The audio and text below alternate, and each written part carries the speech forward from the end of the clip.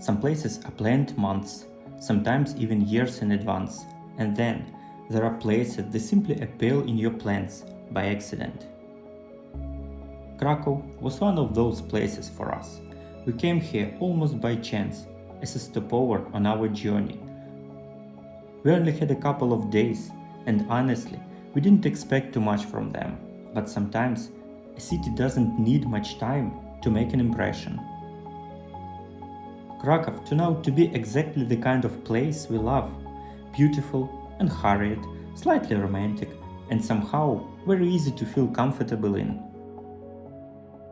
It's a city that doesn't seem to be in a hurry to show you everything at once. And you can simply start walking.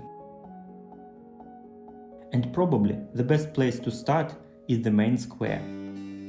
It's the heart of the old city, but it never felt like just another beautiful historic square. There was always something happening here. People coming and going, horse carriages slowly passing by, street performers entertain tourists, young dancers suddenly turning the middle of the square into their own little stage. And then, between all of these movements, there were quieter moments. A glimpse inside St. Mary's Basilica, where soaring Gothic lines disappear into a ceiling, bathed in gold and azure. At the very heart of the square stands the Cloth Hall, one of Krakow's most recognizable landmarks. Its long arcades have been places of trade for centuries, and even today they remain full of movements. And on a hot summer day, it's also a perfect place to step inside, escape the heat for a while, and wander among the stalls. People browse amber jewelry, souvenirs, and handmade crafts, while the old building quietly carries on with its everyday life. It felt less like visiting a monument and more like stepping into the rhythm of the city. From the square, the old streets seem to invite you to keep walking. Floriańska Street is one of the most important and best known streets leads toward the old city gates, while the streets around it become quieter as soon as you leave the main tourist road. The medieval Barbican is a real gem that could be seen right from the city gates.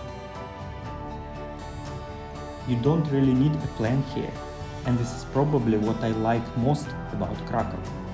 You can turn into almost any medieval street and find something worth stopping for. On Piazza, paintings are displayed along the old city walls, while people sit outside small cafes enjoying a completely ordinary afternoon.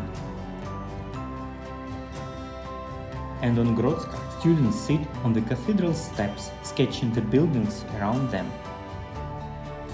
And suddenly, the whole walk feels less like sightseeing and more like simply being part of the city for a while. Eventually, the streets leads towards Wawel Castle. It's one of Krakow's most famous landmarks, and judging by the crowds around it, definitely one of the most popular. If you are clever enough to book your tickets in advance, you can explore the castle from the inside. But we weren't. So instead, we went in search of Krakow's famous Wawel dragon and followed the river, enjoying a different view of Wawel along the way. From the Vistula river, you get some of the most beautiful views on Wawel Castle, but perhaps even more than the views, I remember the atmosphere. People walking along the river, sitting in the parks, riding the bicycle and enjoying the afternoon. Nothing spectacular is happening, and that's exactly the point. Krakow seems to be very good at making ordinary moments feel special. On the other side of the old town is Kazimierz. Today, it's one of the liveliest parts of Krakow, full of cafes, restaurants and small streets where it's easy to spend the entire afternoon without really knowing where the time went. Kazimierz also carries another, much quieter side of the city's history. Around the old synagogues and the Remu cemetery, the atmosphere changed completely. It's one of those places where you really pay a little more attention to what surrounds you. And then, crossing the Vistula, Krakow becomes quieter still. In Podgórze district, the streets feel more residential and less polished. Here you can still feel the layers of the city's past, but without the crowds of the old town. And the further we wandered, the more we realized that Krakow was much more than its famous sights. There are quiet streets, hidden courtyards, old churches, little cafes and corners that you can easily miss if you simply follow in the usual tourist roads.